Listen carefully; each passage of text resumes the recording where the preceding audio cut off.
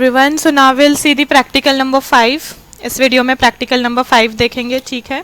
तो ये वाला कोड किसका है? जो अभी जस्ट हमने लाइटनिंग इफेक्ट देखे करके मैंने बताई, लाइटनिंग इफेक्ट जो तुम्हारे प्रैक्टिकल नंबर 4 का है, ठीक है। तो इसी के बाद हम लोग प्रैक्टिकल नंबर 5 में कंटिन्यू कर रही हूँ। तो सिंपली अब हम न्यू प्रोजेक्ट ओपन कर लेंगे, ठीक है। फाइल में जाके न्यू प्रोजेक्ट सिलेक्ट करना है। यहाँ से सारी चीज़ें मैं सिलेक्ट कर लेती हूँ, तुम लोग इतना पार्ट स्किप कर लो because already the same steps are there.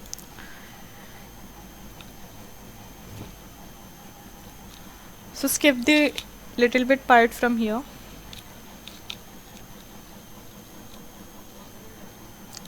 Okay, so after coming on here, we will just add the references from here. Select all these 3 references, hit on the OK button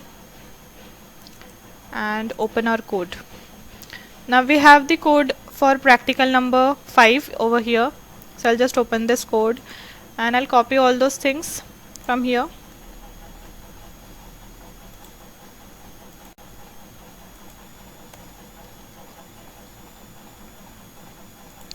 इतना भी part skip कर दिए तो चल जाएगा, no issues. यहाँ पे देखो 2 लाइन जो है वो ऐड हो चुके हैं अब। तो ये बेसिकली थोड़ा सा डिफरेंट है, बताती हूँ क्या करना है।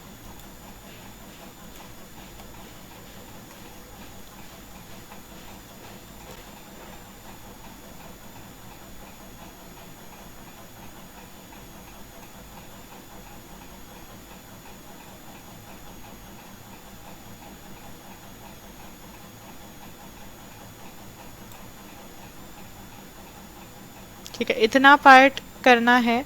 बट से अब यहाँ पे तुम लोग देखोगे ना, तो ये पूरा कंसेप्ट जो है ये फॉर्म 1 लोड में हुआ है। तो तुम लोग यहाँ से डायरेक्टली भी कॉपी कर सकते हो, बट हम लोग पहले क्या करेंगे, हम लोग यहाँ पे पहले लोड वाला जो कंपोनेंट है वो ऐड करके लेंगे। तो लोड के लिए यहाँ पे डबल क्लिक करना है, तो फिर ये लोड वाला कंपोनेंट जो है ये ऐड हो जाएगा। फिर हम लोग क्या करेंगे, बस उसके अंदर का जो सारा कंटेंट है ना वो यहाँ पे डाल देंगे। तो simply will not copy this thing from here, वरना एरर्स आने के चांसेस हो सकते हैं।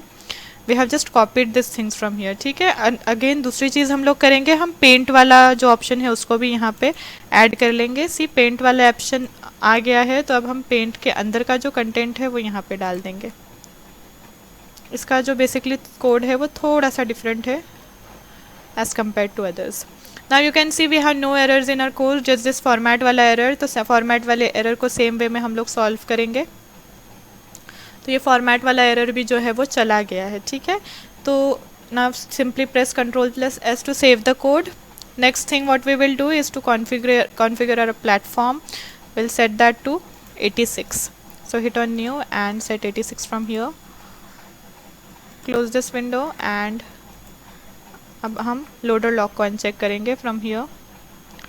तो ये चेक रहेगा, इसको अनचेक करना है। सब कुछ हो जाने के बाद हम लोग क्या करेंगे, हमारे प्रोग्राम को रन करेंगे।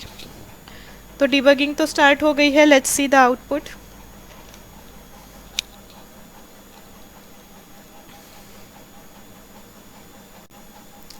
Okay, so this is the output of our practical number.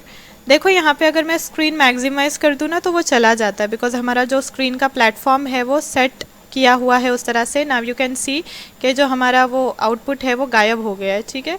तो घबराने वाली बात नहीं है, will simply stop this debugging and हम लोग जब दोबारा उसको करेंगे ना रन, तो वो फिर से आ जाएगा।